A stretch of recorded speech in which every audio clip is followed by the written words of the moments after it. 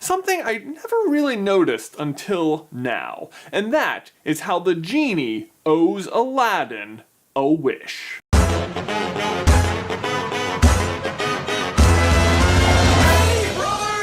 Before we begin, I just want to give a quick shout out to Rob Edwards, who, as far as I know, is the original creator of this theory. He sent it over to me a couple of weeks ago and said he would be happy for us to make a video about it. I will leave a link in the description down to Rob's original blog post, and I highly recommend you go check it out because it is awesome. Okay, so in case you need a quick refresher and haven't seen Aladdin in a while because, well, I can't think of a good reason. Here's a breakdown of the so-called wishes. Actually, first, before any wishing is made, Aladdin tricks the genie into getting him out of the Cave of Wonders, thus setting a dangerous precedent, but we'll come back to that in a minute. Then is the first actual wish for the genie to make Aladdin a prince. This is where things start to get messy, but we're gonna keep moving. After that, the second wish is when Aladdin is thrown off a cliff into the ocean and the genie rescues him. But I put wish in air quotes there because at the time of the wish, Aladdin is unconscious and drowning and doesn't actually say anything. And then the final wish is for the genie to be set free,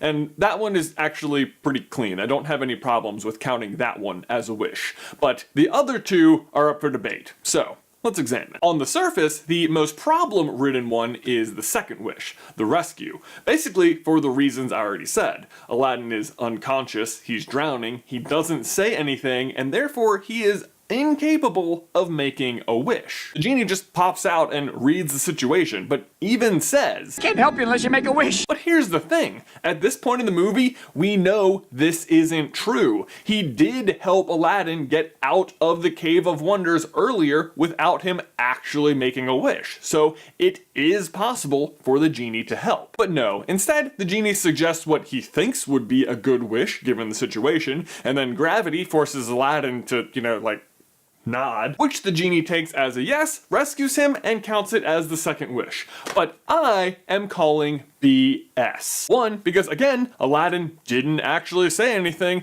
and two, because the genie hasn't even granted the first wish yet. Genie, I wish for you to make me a prince. At that point, Aladdin is not a prince. What if they find out I'm not really a prince? He has all the stuff a prince might have. 75 golden camels, 53 purple peacocks, 95 white Persian monkeys, birds that warble on key, all in his world-class menagerie for which he charges no fee. Which is really very generous of him. He doesn't have to do that. He could be making a killing on that menagerie. I mean, do you know how hard it is to see exotic animals in the Middle East? Because I don't. Actually, I'm sorry, that is a lot of animals. Are we sure he's a prince and not a zookeeper? Also, did it say he had slaves at some point in that song? Slaves, he's got servants and flunkies. Well, alright then. In any case, despite all the stuff he owns, he's still not a prince. He's just a guy who looks like a prince. How do I look? Like a prince. Yeah. Like a prince. The genie is very aware of this. In fact, he keeps advising Aladdin to tell Jasmine the truth, that he is a commoner. Tell her the truth! It's interesting that he says he can't help Aladdin unless he makes a wish, and yet he's so willing to offer advice when it comes to helping woo Jasmine. That's because the advice is all still part of wish number one, making him a prince, which, when you examine it, is a little bit more complicated than you might think. Just think about it. In order for Aladdin to be a prince, he would first have to have somewhere to rule over. Right? So does that mean the genie created an entire country with a history and a lineage for Aladdin to have been descendant from? I guess he does have ultimate cosmic power, so he could rewrite history so that Aladdin was indeed born a prince, but that is obviously not the path he's taking. First of all, when he's questioned about it, Aladdin doesn't even know what country he's supposed to be from. Where did you say you were from? Much farther than you've traveled, I'm sure. And second, we actually meet Aladdin's father in the third Aladdin movie, and he is distinctly not royal. Well, unless you count him being the king of thieves, which I don't. But there are other ways of becoming a prince, and thankfully Disney has laid out some guidelines for this. Well, I mean, they have them for becoming a princess, but I have to assume it would work for becoming a prince as well. We actually have an entire video about just that right here if you want to check that out. But in a nutshell, if Aladdin wasn't born royal, he would either then have to commit an act of heroism or marry royal. So to make Aladdin a prince, the genie could have been working from either of those angles. I mean, certainly he could have created a situation for Aladdin to perform an act of heroism, and actually eventually he does do this when he defeats Jafar, and it is that act that finally convinces the Sultan that Aladdin is worthy of marrying his daughter. That's right. You've certainly proven your worth as far as I'm concerned. But that is not the genie's work. In fact, when Aladdin commits the act of heroism, the genie is actually working for Jafar. And I think it's worth noting that the Sultan doesn't actually make him a prince. He just changes the law so that Jasmine doesn't have to marry a prince. The real way in which the genie is carrying out Aladdin's wish is to get him married to a princess, which Aladdin does eventually do. 2 movies later. Bravo, Genie. Wish granted. Now, I will agree, at the end of the first movie, after the genie is set free, he is off the hook for any incomplete wishes.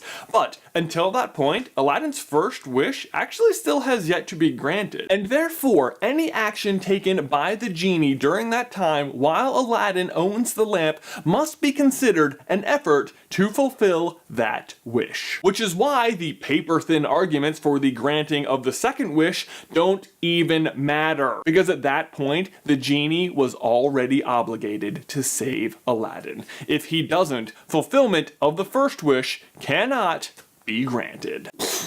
It does sound a little sneaky, but I mean, it's not like the genie doesn't have good motivation to be rushing through these wishes. I mean, for one, he might feel like he's actually already duped out of one with the whole Cave of Wonders fiasco. And 2, Aladdin has already promised to set him free on the third wish. I mean, if centuries of slavery were about to end for me, I'd be rushing through those wishes too. Anyway, Ben, my question for you and everyone else is, 1, do you think the genie gypped Aladdin out of a third wish? And 2, what would you wish for if you had 3 wishes? I'm always really interested to hear how people answer that question. I'd love to read what you have to say in the dowel section down below. These socks are amazing!